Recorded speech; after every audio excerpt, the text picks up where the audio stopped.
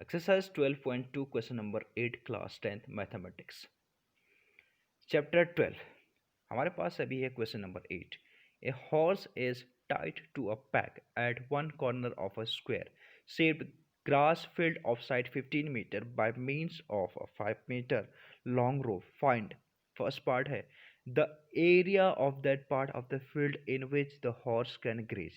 तो हमें इसका एरिया निकालना है जिसमें हॉर्स ग्रेज कर पा रहा है। इस जो ये सेक्टर है इसका एरिया निकालना है। सेकंड पार्ट है the increase in the graze area if the rope were 10 metre long instead of 5। अगर ये रोप 10 मीटर कर देते हैं हम तो कितना एरिया बढ़ा है ना, पहले से कितना एरिया इंक्रीज हुआ उसका हमें एरिया निकालना है। ठीक है, तो ये हमने क्वेश्चन पढ़ लिया। यहाँ पे मैंने ये यहाँ पे डायग्राम बना रखा है इसका। ये हॉर्स ये हमारा 5 सेंटीमीटर है ना, 5 मीटर का, सेंटीमीटर नहीं 5 मीटर का है। ठीक है, 5 मीटर का हमारे पास इसकी इसकी रोप की लेंथ है 5 मीटर। तो ये सारे मीटर में है। ठीक है, सेंटीमीटर में ये तो बहुत छोटा हो जाएगा। तो ये सारे मीटर में है ये। ठीक है, ये मीटर में है। तो देखो फर्स्ट डायग्राम ये हमारे पास एक स्क्वायर है। इसकी साइड्स है 15 मीटर है। ठीक है, 15 मीटर साइड का एक स्क्वायर है। और यहाँ पे हमने एक पैक पे एक हॉर्स टाई करा हुआ है जिसका रस्सी का जो रेडियस है 5 मीटर है। तो ये कितना ग्रास को ग्रेज करेगा इसका एरिया हमें निकालना है। फर्स्ट पार्ट में हमें यही निकालना था कि कितना एरिया को वो अ, कितने एरिया के वो ग्रास को ग्रेज करेगा। ठीक है, तो इस पे देखो तो ये इसमें जो ये थीटा है इस केस में देखो यहाँ पे मैंने इसका डायग्राम बना दिया है। तो इस केस में थीटा 90 डिग्री होगा क्योंकि एक टाइप का ये क्वाड्रेंट बनाता है, या फिर जो हमारे स्क्वायर होते हैं ये कॉर्नर पे 90 डिग्री का एंगल बनाते हैं। तो थीटा इक्वल टू हमें 90 डिग्री मिल गया। ठीक है, थीटा 90 डिग्री मिल गया। तो हमें अब निकालना क्या है कि area of sector formed by horse. जो horse area of sector form कर रहा है वो हमें निकालना है। ये किसके बराबर होगा? ये होगा हमारा एरिया ऑफ माइनर सेक्टर, जो कि एरिया ऑफ माइनर सेक्टर होता है हमारे पास क्या होता है, theta divided by 360 degree into pi r square. ठीक है, पाई आर स्क्वेयर। तो यहाँ पे थीटा की बदले हमें 90 डिग्री पुट करना है और पाई की वैल्यू हमें पुट करनी है इसमें।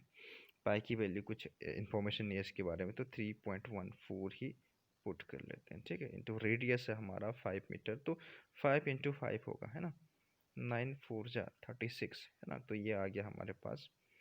तो इसको 20 इसको सॉल्व करें हम तो ये 3.14 इंटू 25 डिवाइडेड बाई 4। तो इसको सॉल्व करें तो इसको हम 4 से इंटू करें, इसको 4 से ये 100 हो जाएगा। तो ये हो जाएगा हम देखो इसको मैं 4 से मल्टीप्लाई करूँ, 4 से डिवाइड करूँ तो इस केस में ये 100 बन जाएगा। ये 25 इंटू 4 तो 100 इंटू 3.14 करूँ तो ये 314 ही आएगा। और यहाँ पे 16 अगर मैं फिर 16 से डिवाइड करूँ तो 16 1 जा 1 और ये 9.662 इतना आता है। ठीक है, इतना लगभग इतना स्क्वायर मीटर इसका हमें मिल गया, हमें एरिया मिल गया है ना, area of sector formed by the horse.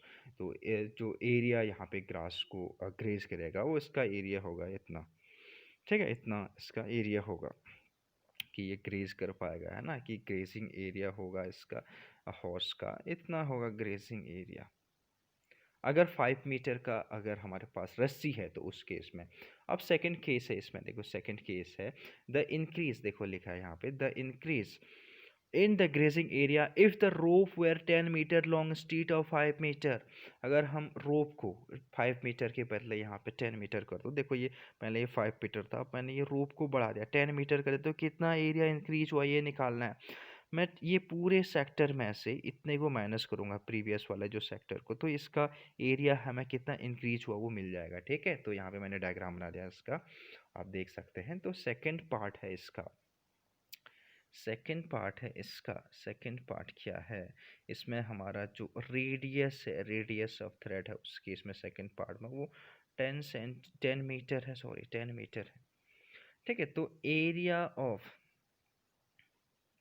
Area of sector क्या हो जाएगा इस केस में, तो थीटा बाय 360 होता है, तो थीटा की वैल्यू यहाँ पे 90 डिग्री है, 360 इंटू पाई की वैल्यू है, मैं 3.14 ही पुट कर लो, और रेडियस है इस केस में 10 का स्क्वायर है, तो 2 टाइम में 10 कर देता हूँ, तो ये 4 टाइम गया, और देखो तो ये 100 आया, 100 इंटू 3.14, 314 ही आएगा डिवाइडेड बाय 4। तो इसको सॉल्व करो, तो इसको सॉल्व करके आता है अराउंड में 78.5 स्क्वायर मीटर, है ना, इसका एरिया इतना आएगा, है ना, एरिया ऑफ सेक्टर, हमें एरिया ऑफ सेक्टर जब हमारा रेडियस क्या था 10 सेंटीमीटर था, उस केस में इतना आता है।